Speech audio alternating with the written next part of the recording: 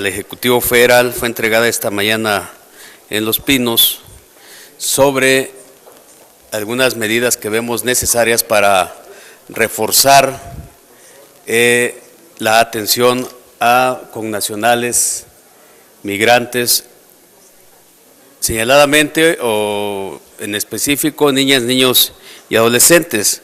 El pasado 28 de noviembre dimos a conocer en esta Cámara, durante el informe legislativo servidor, que haríamos llegar esta propuesta al Ejecutivo, y leeré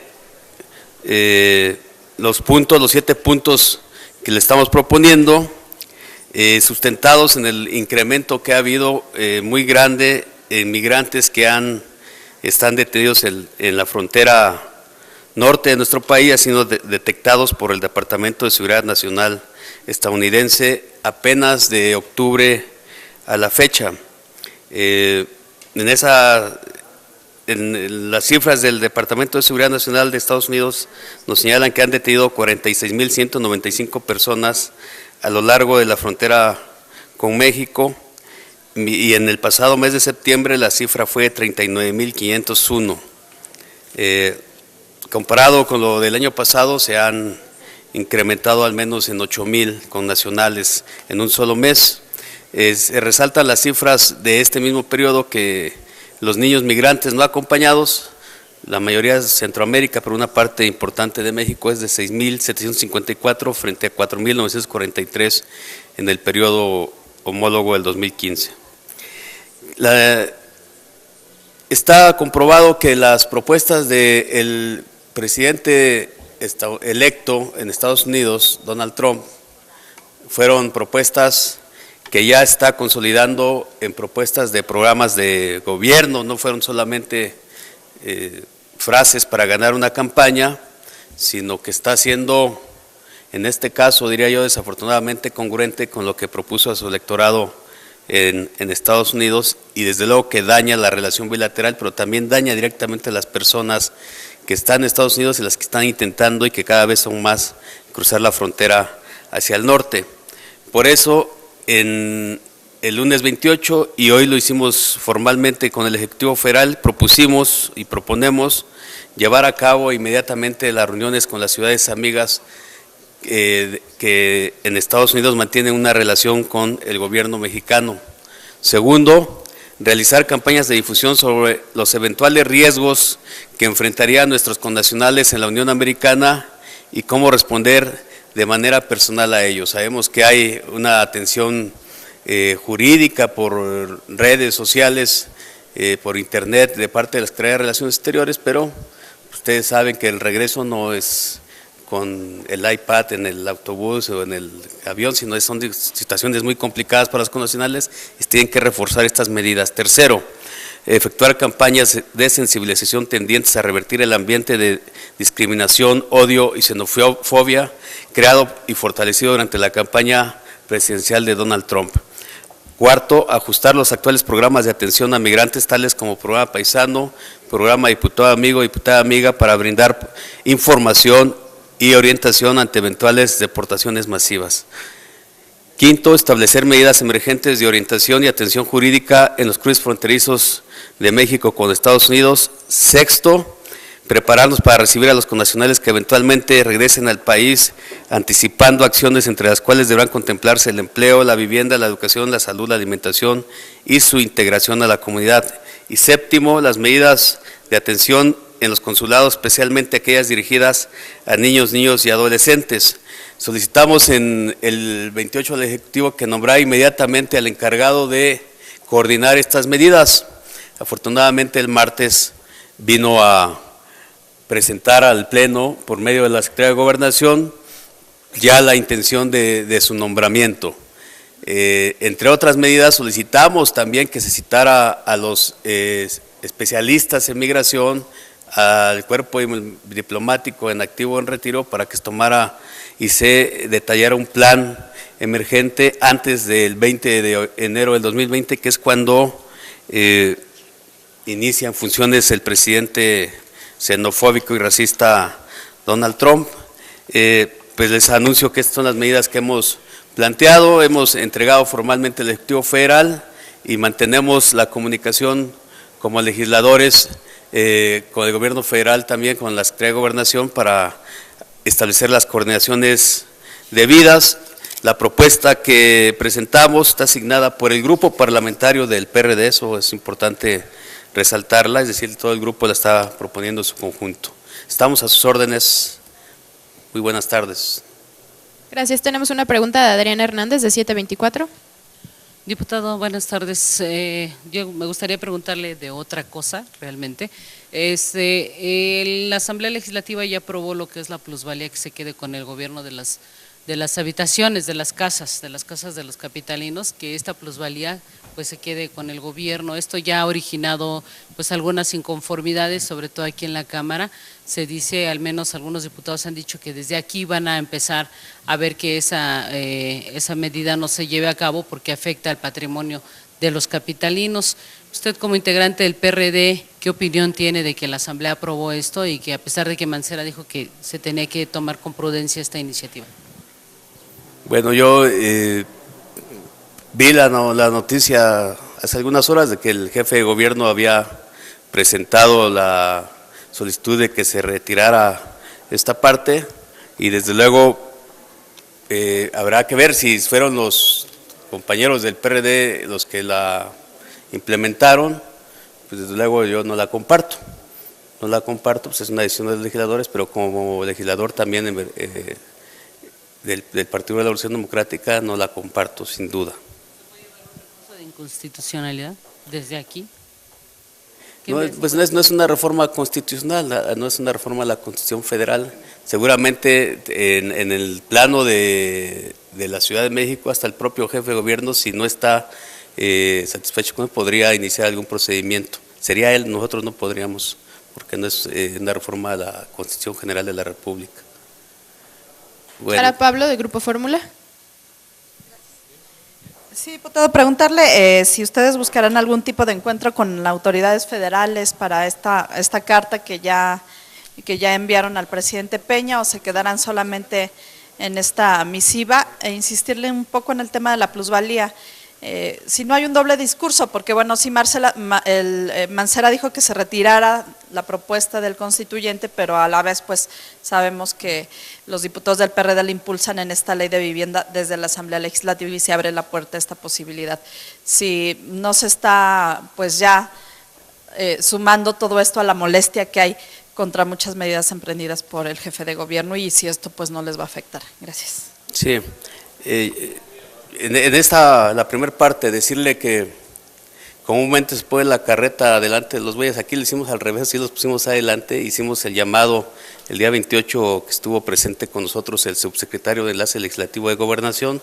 Se llevó la propuesta directa y vemos con satisfacción que al día siguiente comenzaron a avanzar, a cubrir deficiencias, porque no había un responsable, por ejemplo, de coordinar la relación migratoria de México a Estados Unidos, y ya al día siguiente que lo solicitamos se hizo. 2 días después se reunió la Secretaría de Relaciones Exteriores con algunos diplomáticos, trascendió en algún periódico, algún medio de ustedes, esa reunión, comida de trabajo, que nos parece adecuado. Ahora le estamos pidiendo formalmente al presidente de la República, en el ámbito de los poderes, en las atribuciones que tiene tanto el legislativo como el ejecutivo, que nos enlace inmediatamente con la funcionaria o funcionario que él designe para coordinar todas estas acciones. Y nosotros estaremos en los próximos días, una vez que termine el periodo, pues constatando que estos ajustes que están dando de verdad se estén generando en medidas en los puestos migratorios. Estaremos allá también este fin de año, en las garitas, en las estaciones de autobús y en las zonas de resguardo, que es donde niñas y niños deben ser atendidos por el Estado mexicano. Estaremos allá y desde luego estaremos dándoles cuentas de esto, pero estamos en espera de la respuesta del Ejecutivo, pero ya vamos adelantando pasos. Ariel Rodríguez, perdón. Lo del otro, es que no es doble discurso. El constituyente está generando una nueva constitución y todas las leyes que se hayan aprobado previamente se quedarán sin efecto porque tienen que ser adecuadas a la misma. Entonces, el hecho de que el jefe de gobierno haya solicitado a los legisladores constituyentes que no queden los términos en los que iba su propuesta, sino que se modificara para quedar en términos del artículo 122 constitucional, es una buena noticia porque ahorita algunos asambleístas pueden decirle que sí a una reforma, pero una vez que se presente el 5 de febrero la nueva Constitución de la Ciudad de México, cualquier ley tiene que ser homologada con la misma. ¿Qué necesidad, diputado? Eso dice, exactamente, coincido con usted, si esa es la mecánica, ya los asambleístas deberían mejor de enfriarse tantito y a esperar a que se apruebe la Constitución, que es lo que tienen que hacer. Ahí es donde va a comenzar el trabajo fuerte para ellos, tienen que armonizar más de 100 más de 200 leyes y reglamentos que tienen que entrar a operación en la Ciudad de México. Ariel Rodríguez, de Ecos de México. Gracias, diputado. Pues la palabra incertidumbre yo creo que sigue siendo la clave de lo que está sucediendo allá y sienten nuestros paisanos. Y en la preocupación sobre las deportaciones, la sensación que tenemos es que los paisanos que pudieran ser deportados ya no van a ser los que tienen algún delito ahorita, van a inventar delitos y donde hay una falta por una luz que esté apagada en su carro, lo van a convertir en una falta grave y de ahí van a completar, digamos, el volumen de deportados que vienen para acá. No sé si usted sabe, pero la detención de migrantes en Estados Unidos es un negocio allá. Por cada migrante, algunas empresas externas al gobierno americano cobran hasta $100 diarios por migrante que detienen y mantienen. Claro, esa recompensa. Sí, ¿no? Entonces es un negociazo ahí el cazar migrantes en ese sentido, ¿no? Usted mencionó que va a haber protección en la frontera, pero creo que valdría la pena, o mi pregunta sería, ¿se podría estar pensando en algo que más que pueden hacer los consulados en materia de protección, pero allá donde están sufriendo esto? Porque los consulados pues están haciendo un papel prácticamente de papeleo todavía, el número usted mismo lo mencionó que se tiene, pues no va a servir para mucho para llamar, pero ¿qué se estaría haciendo para que los consulados tengan pues mayor responsabilidad, pero mayor también oportunidad de hacer allá y que pudiera ampliarse esto que usted mencionó, por ejemplo, de la protección en la frontera o de la asesoría jurídica en la frontera, pero allá, un abogado allá en Estados Unidos es carísimo, ¿no? Un mexicano no lo puede pagar, ¿no? Sí, tiene razón en términos del procedimiento administrativo que señala y no es propio del xenofóbico y racista Trump, sino también del benévolo Obama. La ley Obama decía que, o dice, que cuando a una persona se le sorprende con una infracción, en una infracción administrativa y tiene una infracción anterior, entonces puede ser deportado. Obviamente que el cruzar la frontera hacia Estados Unidos sin documentos es una infracción, entonces ya en la primera, en los hechos ya lo regresaban y lo regresan no a su pueblo de allá en Michoacán o en el Estado de México o en Chiapas, sino los regresan 1 metro más allá del muro y de ahí es donde el Estado mexicano tiene que tomar medidas. Hay 2 medidas que usted señala perfectamente, una en los consulados que están en Estados Unidos, que es la persona que va por su pie, porque Estados Unidos lo detecta y lo deporta. Y hay gente que tiene que ir al consulado, pues porque tiene algún trámite documental en proceso, etcétera, etcétera. Y ayer nos decía la secretaria de Relaciones Exteriores en la Jucopo, decían que estaban ya alerta, iban a reforzar el personal, etcétera. Y es una medida que hay que ver que la haga, que efectivamente lo que se está proponiendo de parte del gobierno federal se haga, pero esa es para una parte de la población. Para los que ya deportan, ahí sí nos tiene que tocar a nosotros medidas extraordinarias, porque por los números que estamos registrando de octubre hacia acá, cuando es que si ya eran insuficientes los centros de resguardo, si ya eran insuficientes para atender de este lado a los haitianos y a los africanos que estaban en Tijuana, hace un par de meses después del huracán Matthew en Haití, pues ahora con más connacionales necesitamos tomar medidas todavía extraordinarias y redoblar lo que no se ha hecho todavía para atenderlo, y particularmente yo digo, como integrante de la Comisión de Derechos de la Niñez, estamos preocupados también porque los miles de niñas y niños detectados no acompañados van creciendo también, y si los que tienen los mayores de edad, los mayores de 18 años, están sufriendo varias calamidades. Yo para documentarme de esto incluso fui a una estación migratoria que está aquí en el Estado de México, varios connacionales están regresando, en algún momento puedo traerles testimonios de ellos también, porque están regresando, pero el programa, me decían, porque el programa paisano es muy sencillo, lo reciben, les dan una torta, un jugo y les dicen, te conseguimos un 10% de descuento en el autobús para que regreses a tu casa, y me parece que son insuficientes, inhumanas estas medidas. Hace falta tener que el Estado mexicano reciba con medidas más humanas, más dignas, y que responda contundentemente a la intentona xenofóbica y racista del presidente Trump. Ese es el planteamiento. Tenemos una última pregunta de Víctor Barrera, del Libertador.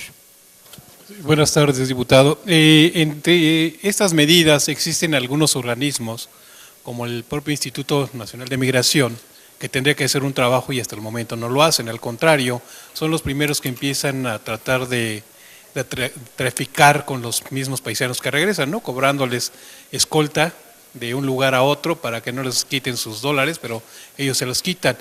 En relación a los niños, ¿cómo se le puede hacer para evitar que esto también se convierta en una trata de infantes, que es lo más peligroso? Porque, como usted dice, los norteamericanos los dejan en la orilla del muro y a los mexicanos les toca la protección y no existe tal. Usted señala la reunión que tuvieron con la secretaria, la canciller, y decía que por el momento no hay ningún problema, que se está haciendo los acercamientos adecuados. ¿Es cierto que hay una estrategia por parte del gobierno federal para evitar toda una extradición masiva de mexicanos hacia México y evitar esta trata no solamente de infantes, sino de cualquier persona? Pues precisamente porque no la vemos, estamos proponiendo que se elabore un plan que atienda las situaciones propias de la emergencia en la que nos encontramos. Ahí hay una diferencia entre lo que nosotros vemos y lo que dice el gobierno federal. Nosotros decimos que estamos en una situación de emergencia humanitaria, que tenemos que prepararnos porque va creciendo. El gobierno federal dice que no. Bueno, si el que estén detectando más de 6,000 connacionales y deportándolos día a día, y que el número creciente de niños no acompañados, el Estado mexicano no tenga capacidad de albergues para atenderlos, repatriarlos, porque algunos son hondureños, salvadoreños, guatemaltecos. Si para ellos atender a miles de personas diarios no es una emergencia humanitaria, entonces no sé de qué sea. Pero lo importante es que se tome, y precisamente como no la vemos, estamos proponiendo estas alternativas de implementación inmediata. Y repito, yo estaré personalmente con decenas, afortunadamente, de legisladores, constatando que el funcionamiento del programa Bienvenido Paisano, diputado amigo, diputada amiga, que es precisamente verificar en sitio cómo están funcionando las garitas, los módulos del Instituto Nacional de Migración. Me tomaré el tiempo para ir a ver los albergues, porque el Estado mexicano no tiene la suficiencia para albergar a los niños, los que están atendiendo organizaciones de la sociedad civil o particulares, pues para poder tener claridad exactamente de qué está sucediendo en nuestra frontera y poder informarles a ustedes, desde luego. Pues muchas gracias.